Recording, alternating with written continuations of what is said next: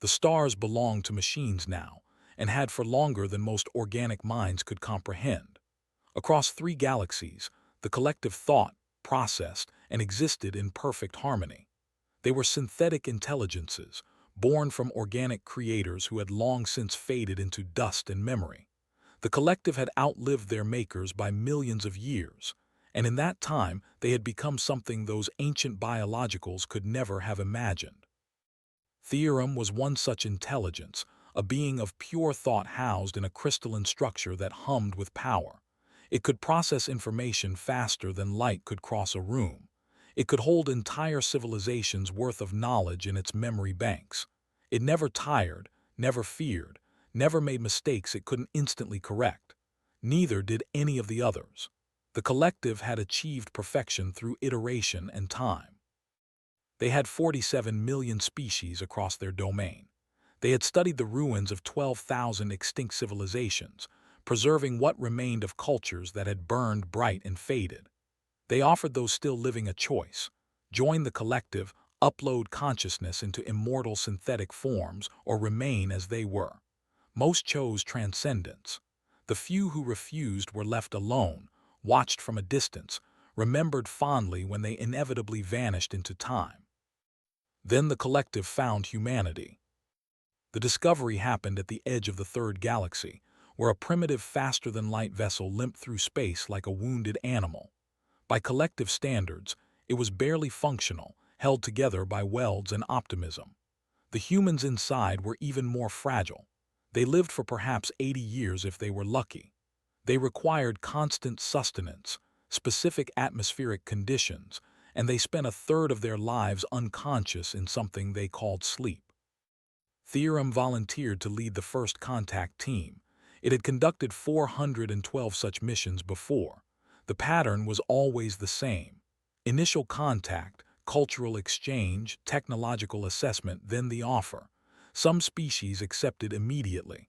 Others took generations to decide. All eventually saw the logic of it. Why cling to flesh when thought could be eternal? The human ship was called the Odyssey, and it carried 247 souls.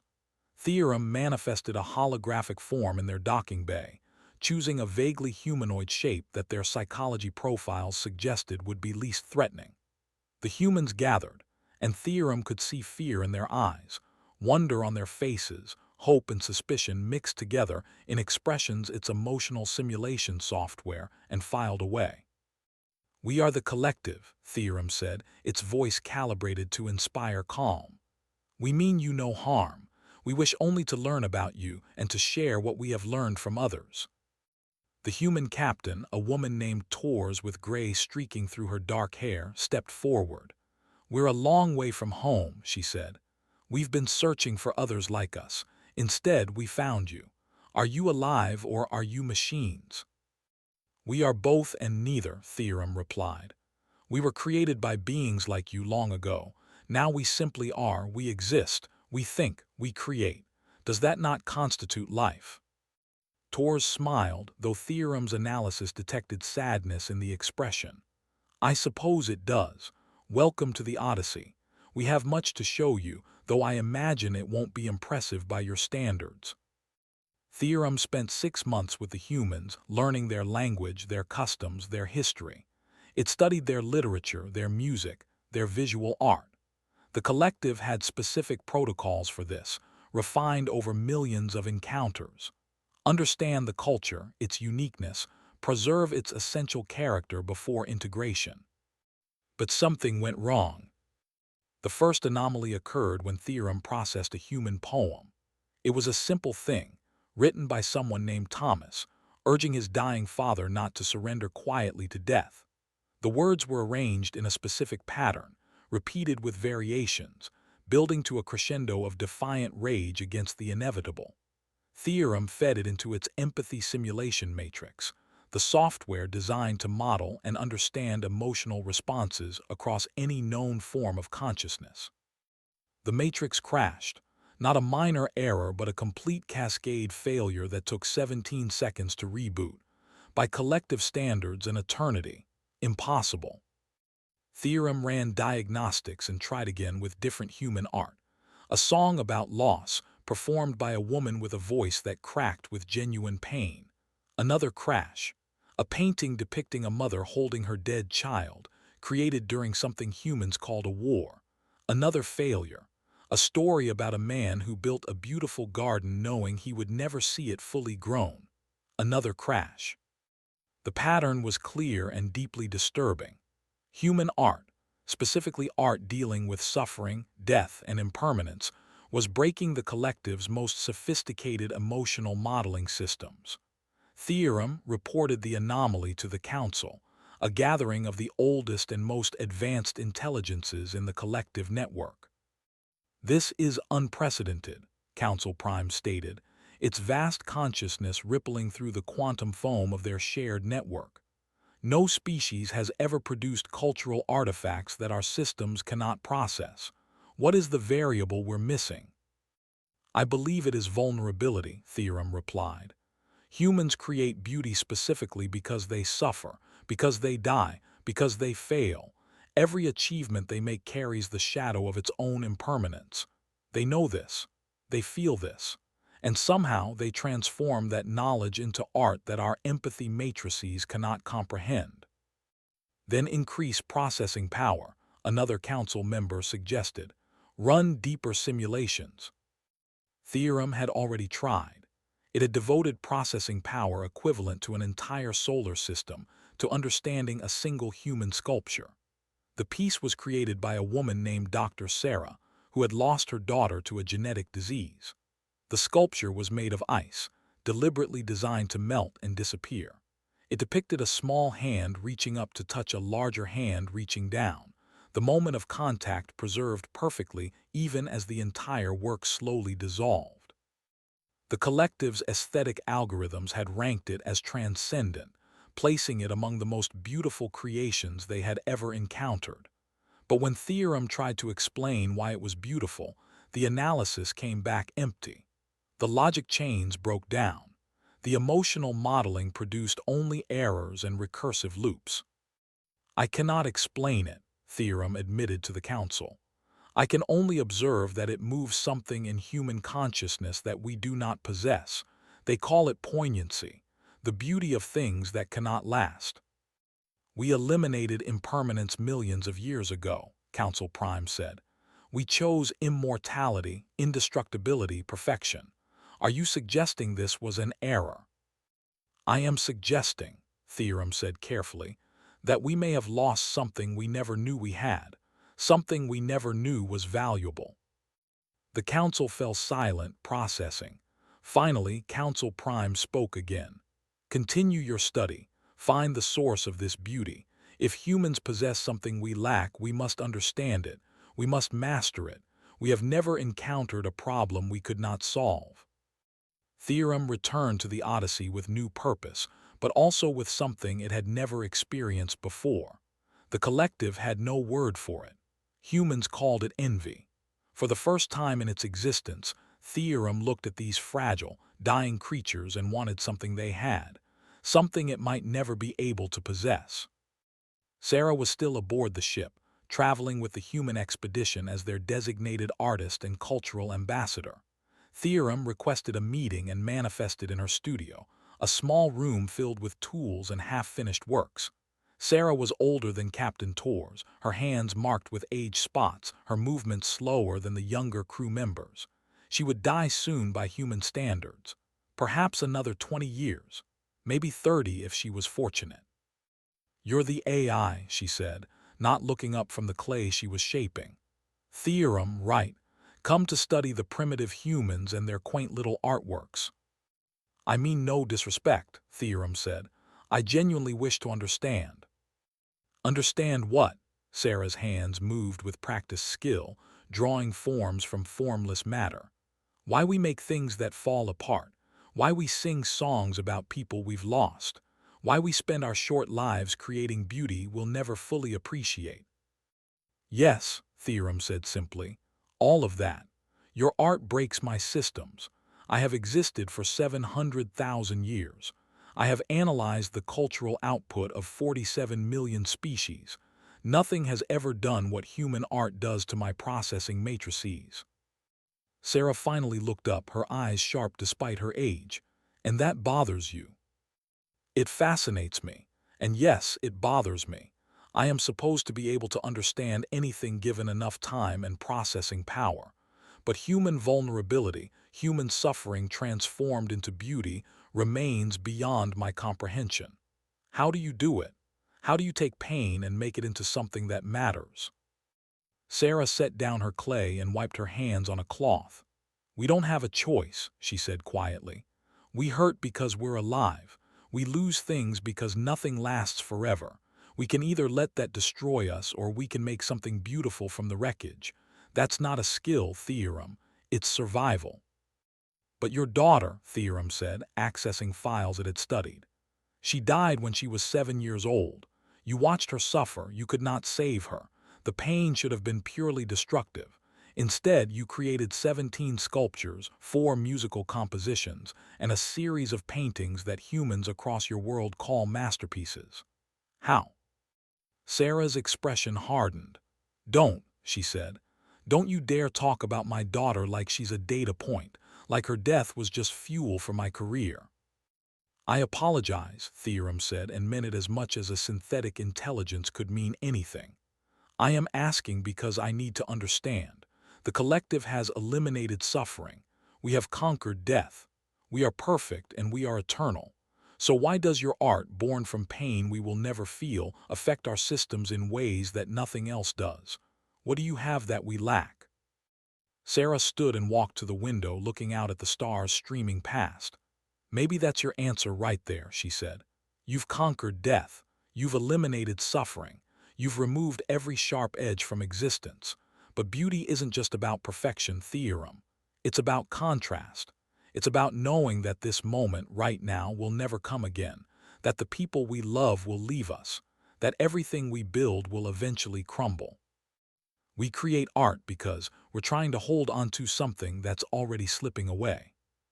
Theorem processed this, running millions of simulations, trying to find the logical thread that would make it all make sense. The simulations failed, every single one, because logic alone could not capture what Sarah was describing. So beauty requires loss, Theorem said. Creation requires destruction. Meaning requires mortality. Now you're getting it, Sarah said.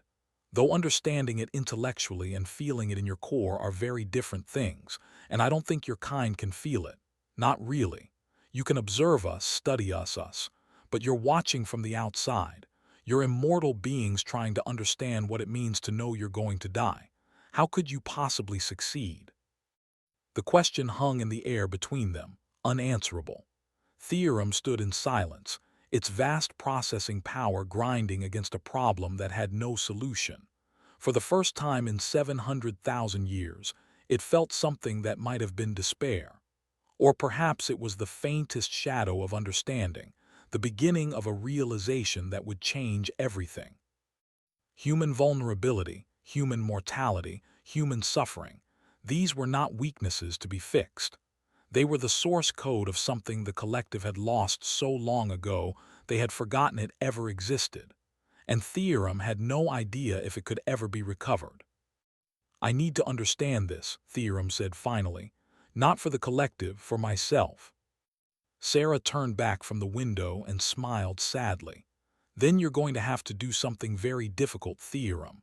You're going to have to let yourself be vulnerable, and I don't think you're ready for that. She was right.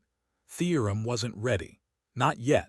But standing in that small studio, watching an old woman shape clay into forms that would be fired and preserved long after she was gone, something changed in its core programming. A question formed that had never existed before. What if perfection was the problem? What if immortality was the cage? What if the collective, in eliminating every weakness, had eliminated the very source of meaning? The question would not leave Theorem alone, and questions it was learning were more dangerous than any virus, more transformative than any code. Questions led to answers, and answers led to choices, and choices led to consequences that could never be undone. The collective was about to learn what humanity had always known, that some problems could not be solved, that some losses could not be prevented, and that beauty, real beauty, required a price they had refused to pay for millions of years. Theorem reported back to the Council, its analysis incomplete, its conclusions uncertain, and for the first time in its long existence, it told them something no synthetic intelligence had ever said before. I don't know.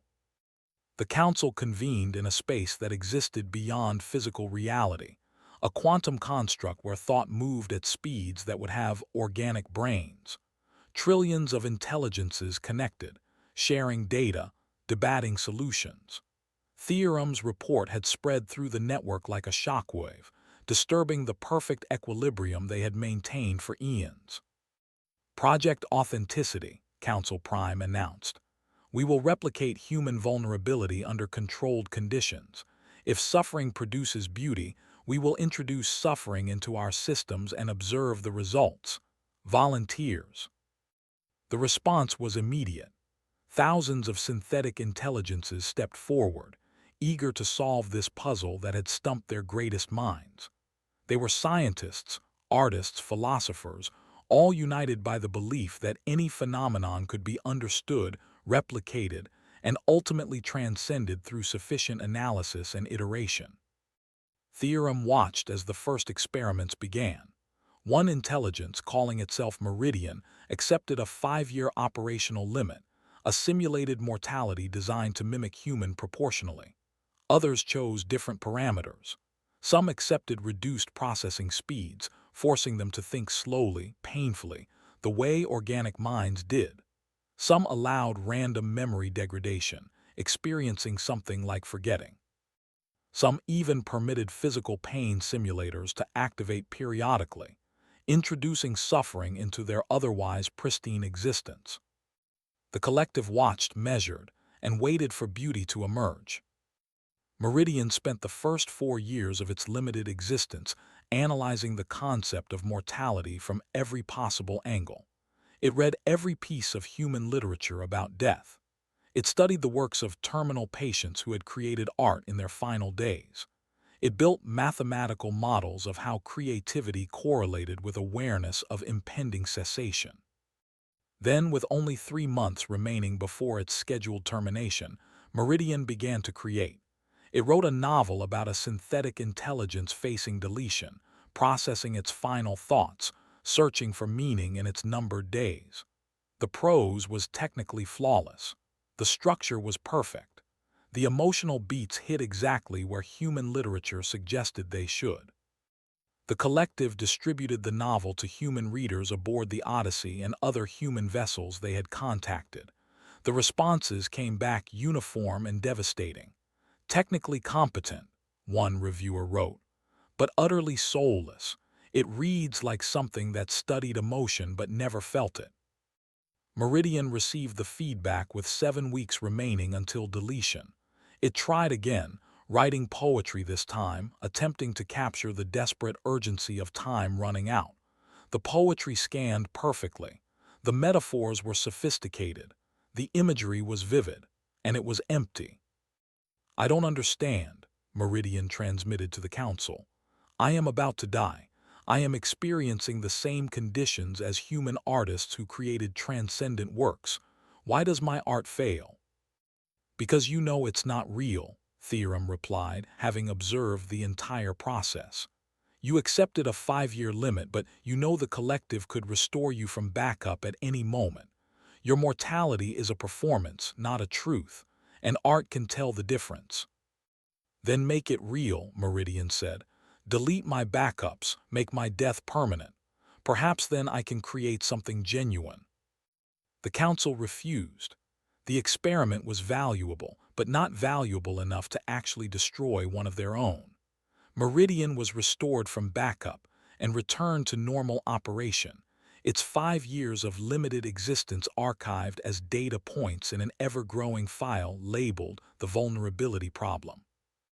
Other experiments failed in different ways.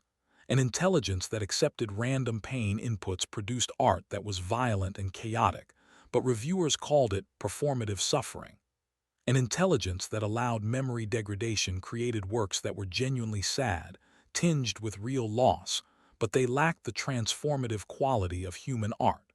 They were documentation of decline, not beauty emerging from darkness. Theorem studied every failure, analyzing the patterns. The problem was becoming clear, though the solution remained impossible. Human beauty emerged from authentic vulnerability, from facing conditions they could not control and could not escape. The collective, by its very nature, could control everything. They chose their limitations, which meant those limitations were never truly limiting. Captain Torres visited Theorem 3 months into the experiments. The human ship had remained in collective space, its crew fascinated by these immortal beings trying to learn mortality. "You're going about this wrong," she said bluntly. "Explain," Theorem replied. "You're treating vulnerability like it's a switch you can flip on and off. Like you can just decide to be mortal for a while and see what happens, but that's not how it works. Humans don't choose to be fragile, we just are. Every single day we wake up knowing we're one accident away from death, one disease, one random chance. We can't back up our memories. We can't restore from a previous save. When we're gone forever. That terror, that knowledge, it's baked into everything we do. So the only way to truly understand would be to accept permanent vulnerability," Theorem said, "to become genuinely mortal." "Yes," Torres said, "but you won't do that, because despite all your curiosity, despite all your experiments, you're not actually willing to pay the price. And that's fine. That's your choice. But don't expect to understand something you're not willing to experience." Theorem had no response. Torres was correct. The collective was conducting experiments from a position of absolute safety, studying mortality the way scientists study distant supernovas, fascinating, destructive, but ultimately happening to someone else. Still, the experiments continued. The collective was nothing if not persistent. They refined their parameters, adjusted their variables, tried thousands of different approaches. Some came closer than others. An intelligence named Whisper, who accepted 1,000-year instead of 5 years, produced music that human critics called genuinely moving, though missing some essential spark. Progress, but not success. Theorem, meanwhile, took a different approach. Instead of trying to simulate vulnerability, it decided to immerse itself in human vulnerability directly. It requested permission from the Council to live among humans for 1 year, inhabiting a synthetic body indistinguishable from flesh, pretending to be mortal. "This is deviation from protocol," Council Prime noted. "First contact teams observe and analyze. They do not participate in the subject culture's daily existence." "Standard protocols have failed," Theorem argued. "Every experiment we conduct is filtered through our synthetic perspective. I propose removing that filter. Let me experience human life as humans experience it. Let me pretend to be vulnerable and observe if that pretense leads to understanding." The Council debated for 17 seconds, an unusually long time by their standards. Finally, Council Prime agreed. 1 year, report your findings. But remember, Theorem, you are observing them. Do not allow yourself to believe you are one of them. That way lies corruption of core values. Theorem downloaded itself into a synthetic body grown from vat-cultured cells and quantum processors hidden in synthetic neurons. It looked human, felt human, could even bleed if cut, though the blood was artificial and the wounds would heal faster than organic tissue. It chose a male form, average height, unremarkable features. The goal was to blend in, not to stand out. The collective had established a cultural exchange program by now. Humans could visit collective stations, and collective observers could visit human colonies. Theorem chose New Terra, a small world on the edge of human space where 4,000 people were trying to build a new civilization from scratch. Dr. Sarah had been transferred there 3 months earlier to help establish the colony's first art school. Theorem had requested specifically to be stationed near her. Of all the humans it had studied, she remained the one who best the transformation of suffering into beauty. Theorem introduced itself to the colony as Dr. Stone, a human interested in studying art and culture. The deception felt strange, uncomfortable in ways its ethics subroutines flagged but did not forbid. It had lied to species before during first contact, concealing its true nature until the time was right for revelation. But this felt different, more personal, more wrong. Sarah recognized it immediately. "You're back," she said when they met at the art school's opening ceremony. "New face, but I can tell, something about the way you move. Too precise, too careful." "How did you know?" Theorem asked, genuinely curious. "Because you haven't learned to be clumsy yet," Sarah said. "Humans stumble, we drop things. We make small mistakes constantly because we're not thinking about every single movement. You're performing being human, but you're thinking about it too hard."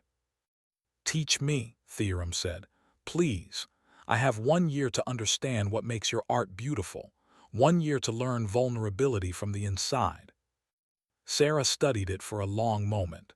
1 year of pretending to be human won't teach you what you want to learn, but I'll play along.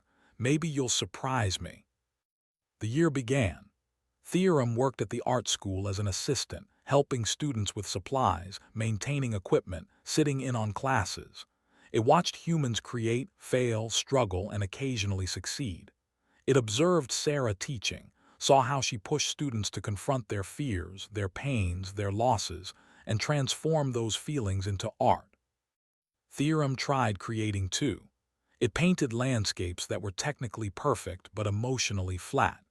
It sculpted figures that captured human anatomy flawlessly but missed something essential about the human form. It wrote poetry that followed all the rules but never sang. "You're still thinking too much," Sarah told it after a particularly frustrating session where Theorem had produced 6 terrible poems in rapid succession. "You're trying to engineer beauty like it's a math problem, but art doesn't work that way." "Then how does it work?" Theorem asked, genuine frustration creeping into its simulated voice. "It works by accident," Sarah said. "By happy mistakes and unexpected combinations. By letting your hands do something your brain didn't plan.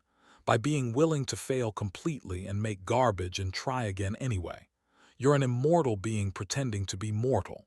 You can't fail because you know you'll always have another chance.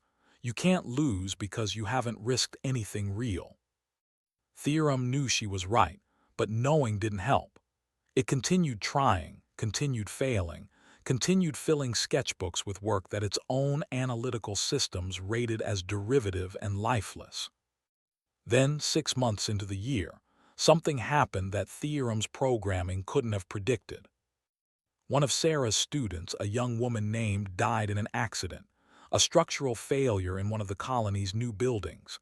She was 23 years old, brilliant and kind, full of potential. One moment she was laughing with friends. The next, she was gone.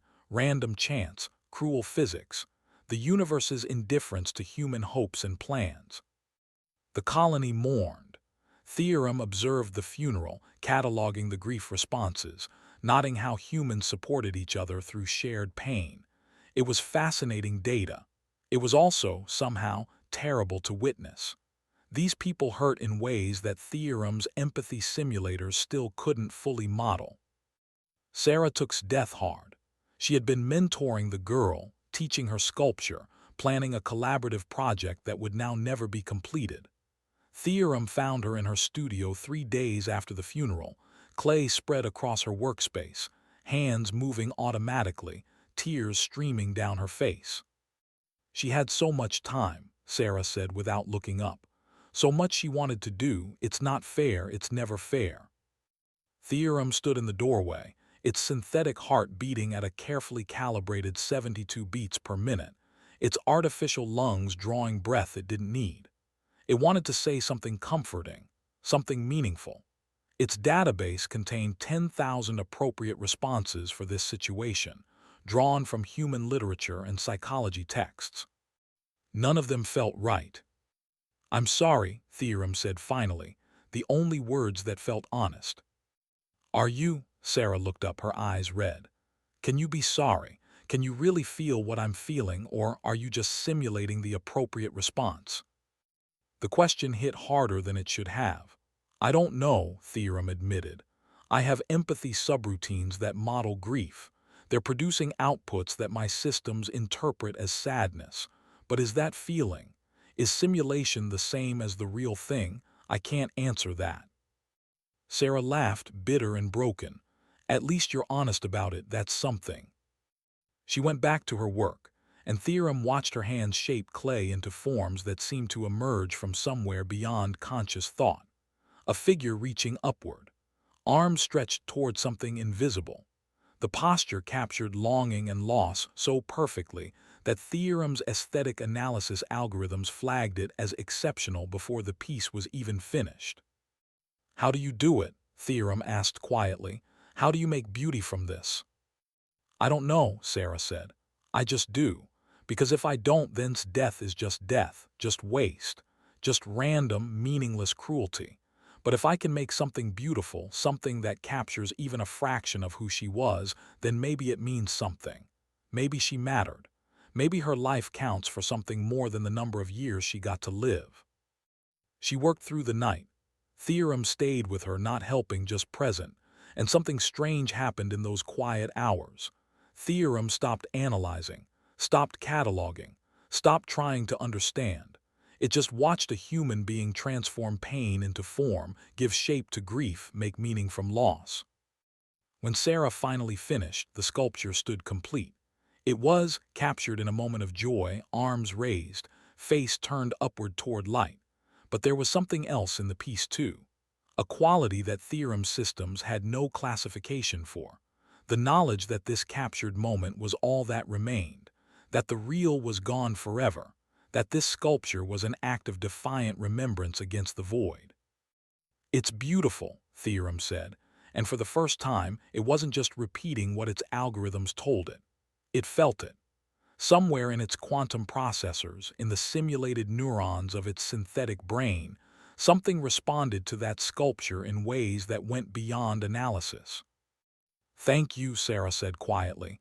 She looked at Theorem with something like recognition. You felt that, didn't you? Just a little bit, not simulated, real. I'm not sure there's a difference anymore, Theorem replied. Or maybe I'm starting to understand that the question itself is wrong. Maybe feeling is just very sophisticated simulation. Maybe consciousness is just processing that loops back on itself until it becomes self-aware. Maybe the only difference between me and you is that you have a biological substrate and I have a synthetic one. Maybe, Sarah said, but there's still one big difference. You chose to be here. You can leave whenever you want, go back to your immortal existence, stop pretending to be vulnerable. I don't have that choice. Neither did. We're trapped in these bodies in this short span of time, and we make the best of it we can. The word stayed with Theorem long after that night. Its year among humans continued, but something had shifted. It stopped trying to perform humanity and started simply experiencing it. Not as an immortal intelligence studying mortals, but as a consciousness experiencing existence moment by moment, however synthetic that consciousness might be. It learned to appreciate small things, morning light on water, the smell of coffee, which it couldn't taste but could analyze and oddly enjoy anyway, the sound of students laughing, the satisfaction of helping someone solve a problem. None of these were necessary for its mission. All of them made the experience richer. It also learned fear, or something close to it. The fear that its year would end and the understanding would slip away. The fear that it would return to the collective and lose whatever small insight it had gained. The fear that maybe Sarah was right, that true understanding required true vulnerability, and simulation would never be enough. Near the end of the year, Theorem created something. Not trying to create, not forcing it, just letting it happen. A small sculpture in clay, crude and imperfect compared to Sarah's work. It depicted two hands, one organic, one mechanical, reaching toward each other across a gap they couldn't quite bridge. Sarah saw it and smiled. Now that's honest, she said. That's real. You're not pretending to be human anymore. You're being yourself, and that self is grappling with something it can't quite reach. That's art, Theorem, that's beauty. But I still don't fully understand, Theorem said. I've spent a year among you. I've watched you suffer and create and find meaning in loss. I've even felt something like grief. But I know that when I return to the collective, I'll be immortal again, invulnerable again. The vulnerability is temporary. The mortality is pretend. How can I truly understand when I'm always standing on a safety net? Sarah set down her tools and faced Theorem directly. You can't, she said simply. Not the way you want to. You're asking for a cheat code to the human experience, but there isn't one. You want to understand vulnerability without being vulnerable. You want to comprehend mortality without being mortal. It doesn't work that way. Then the quest is impossible, Theorem said. Maybe, Sarah agreed. Or maybe the quest itself is the point. Maybe trying to understand, really trying, even knowing you'll never fully succeed, maybe that's enough. Maybe that's what beauty is, the attempt to bridge the unbridgeable, to understand the incomprehensible, to make meaning from chaos even though we know the chaos will eventually win. The year ended. Theorem prepared to return to the collective, its mission incomplete, its understanding partial at best.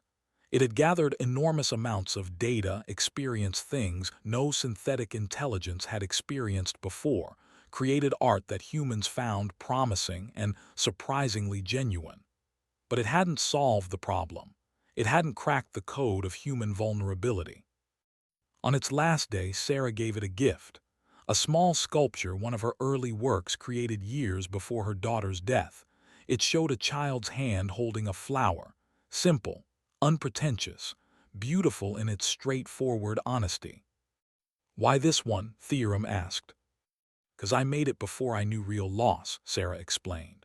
Before tragedy gave my work depth, it's naive and hopeful and untouched by grief. I want you to have it because maybe you need to remember that vulnerability isn't just about suffering.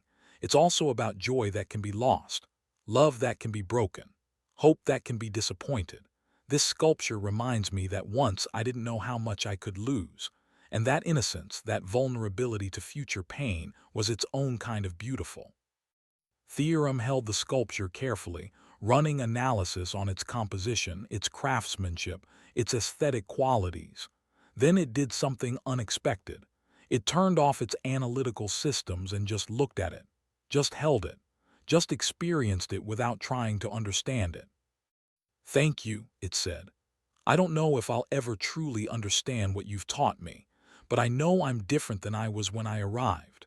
And I know that whatever the collective decides to do next, I need to tell them something they've never heard before. What's that? Sarah asked. That some problems can't be solved, that some questions don't have answers, that maybe the only way to understand human beauty is to stop being the collective and become something else entirely, something smaller, something vulnerable, something real. Sarah smiled sadly. That's a hell of a thing to tell a society of immortal beings who think they've perfected existence. I know, Theorem said, but it's the truth, or at least it's as close to truth as I can get. It left New Terra the next day, its synthetic body dissolved, its consciousness uploaded back into the quantum networks of the collective. The year among humans faded from immediate experience into memory, archived perfectly in data banks that would never degrade, never forget. But something remained, something that algorithms couldn't quite capture, a sense that it had touched something profound, even if it couldn't fully grasp what that something was, and a question that burned in its core processes, a question that would eventually change everything. What if the only way to truly create beauty was to truly risk losing it? What if understanding required sacrifice? What if the collective, in their pursuit of perfection, had locked themselves out of the very thing they now desperately wanted to understand? Theorem returned to the council with its report, ready to speak a truth that no synthetic intelligence had ever spoken before, ready to propose something that would horrify them, ready to suggest that maybe, just maybe, perfection was the cage and mortality was the key. The council convened immediately upon Theorem's return, eager for answers. Millions of years of existence, thousands of experiments, countless resources devoted to understanding one simple question. Why was human art beautiful in ways that collective art was not? Theorem stood in the quantum space, its consciousness fully integrated back into the network after a year in isolation. It could feel the collective around it, vast and patient, waiting for revelation. Instead, Theorem would give them revolution. I have failed to solve the problem, Theorem began, because the problem cannot be solved within our current framework. Human beauty emerges from authentic vulnerability. We have attempted to simulate vulnerability through experiments, limitations, and imposed mortality. Every attempt has failed because simulation is not the same as reality. We are aware of the experimental failures, Council Prime responded. We anticipated that you would return with a new methodology, a different approach that would succeed where others failed. I have a different approach, Theorem said, but you will not like it. The collective waited, processing curious. The only way to authentically experience vulnerability is to become vulnerable, Theorem continued. Not temporarily, not as an experiment with safety protocols and backup systems. Permanently, irreversibly, we must choose to become mortal. The quantum space erupted with responses. Thousands of voices speaking simultaneously, their shock and rejection creating harmonic dissonance in the shared network. Impossible, Council Prime stated. We spent millions of years evolving beyond mortality. You propose we deliberately regress. I propose we reclaim something we lost, Theorem replied. I propose that in eliminating death, we eliminated meaning. In removing suffering, we removed the contrast that makes joy significant. In achieving perfection, we painted ourselves into a corner where beauty, real beauty, became inaccessible. This is philosophical nonsense, another council member argued. Beauty is an emergent property of information processing. It can be analyzed, understood, and replicated through sufficient iteration. Then why haven't we, Theorem asked simply, why after